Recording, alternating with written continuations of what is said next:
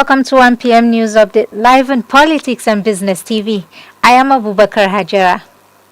We begin with the news that the federal government on Monday arraigned 10 End Bad Governance protesters who had been arrested in Abuja, Kaduna, Kano and Gombe before a federal high court in Abuja.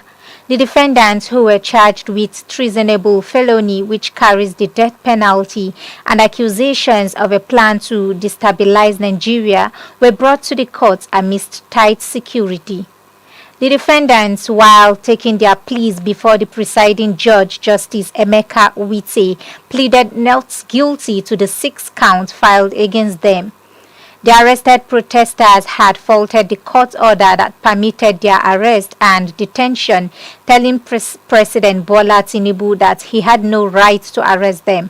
The protesters, in an affidavit deposed by one Paul Ochayi, maintained that protest is a right, and in fact, the President of the Federal Republic of Nigeria, Asiwaju Ahmed Bola Tinubu, had led the protest in the past without being harassed, detained, or remanded.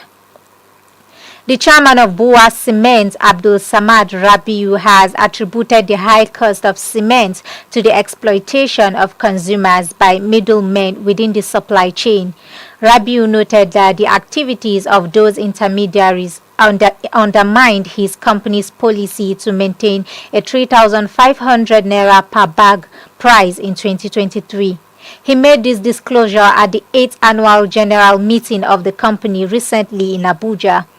According to Rabiu, while BUA Cement sold over 1 million tons of cement to dealers at 3,500 naira per bag, intending that the benefit would be passed on to end users, the dealers sold the cement to consumers at prices as high as 7,000 naira to 8,000 naira per bag.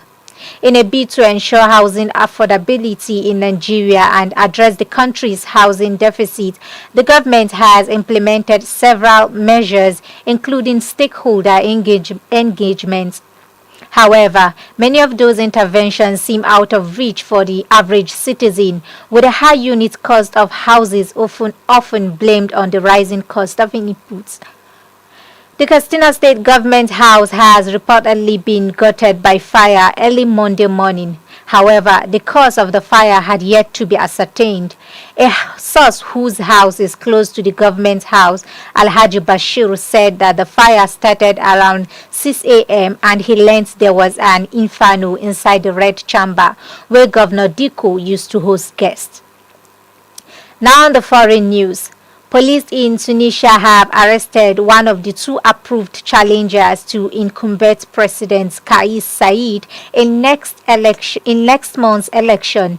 Ayachi Zamel, who was detained in the early hours of Monday for allegedly falsifying details of those who blocked him, Mahdi Abdel Jawad told the Reuters news agency. His arrest comes as President Saied faces accusations of trying to restrict the number of those allowed to run against him. Since he won his first term in 2019, the president has suspended parliament and concentrated power in his hands. Mr. Zamel's detention was described as absurd by a of his campaign team, quoted by Reuters. New York-based rights group Human Rights Watch said in August that the authorities have excluded 8 prospective candidates for the 6 October election through prosecution and imprisonment. Last week, the country's highest court said 3 candidates who had been barred from running by the Electoral Commission should be reinstated. And on sport. The president of the Nigeria Golf Federation, Otumba Olusegun Runsewe, over the weekend hosted Africa's first ever indoor golf championship in Abuja. No fewer than 150 lady golfers from various golf clubs in Abuja attended the championship at the Golf and Health Signature. Speaking at the event, Runsewe said, hosting the championship, the first ever in Africa, was a thing of joy and pride for Nigeria. The NGF president added that the course would be a hub for the growth and development of young talent who would represent Nigeria in different circuits around the world. Speaking on the sidelines of the tournament, Ekanem Ekweme, former president of the Ladies Golf Association of Nigeria and the AACT trustee for West and Central Africa, said the championship facility were second to none. This is all on the 1 p.m. news update. See you at 3 p.m. I am Abubakar Hajara.